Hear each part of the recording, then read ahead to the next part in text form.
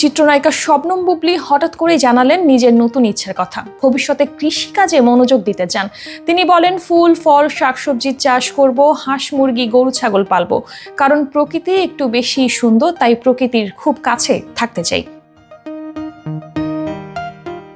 এই বার্তা বুবলী দিয়েছেন তার ভেরিফাইড ফেসবুক পেজে, যেখানে তিনি কিছু স্মৃতিচিহ্ন শেয়ার করেন। ছবিগুলোতে কখনো তাকে কাস্তে হাতে আগাছা পরিষ্কার করতে, আবার কখনো গাছের পাশে হাসি মুখে দাঁড়িয়ে থাকতে দেখা গেছে। বর্তমানে বুবলী ব্যস্ত শেরপুরের নালিতাবাড়ির ভারতীয় সীমান্তবর্তী দাউধারা গ্রামে নতুন একটি চলচ্চিত্রের শুটিংয়ে। এই ছবির মাধ্যমে প্রথমবারের মতো পর্দায় জুটি বাঁধছেন সজল ও বুবলী। 21 মে থেকে ছবিটির শুটিং চলছে।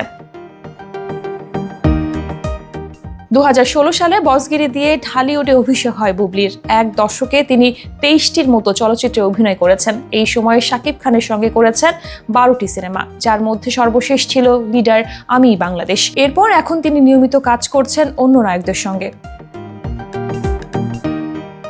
গত ঈদে সিয়ামের সঙ্গে তার অভিনীত জঙ্গলি সিনেমাটি মুক্তি পায়। সামনে ঈদুল আজহায় মুক্তি পাচ্ছে তার নতুন সিনেমা সর্দার বাড়ির খেলা, যেখানে বুবলীর বিপরীতে দেখা যাবে জিয়াউল রোশনকে।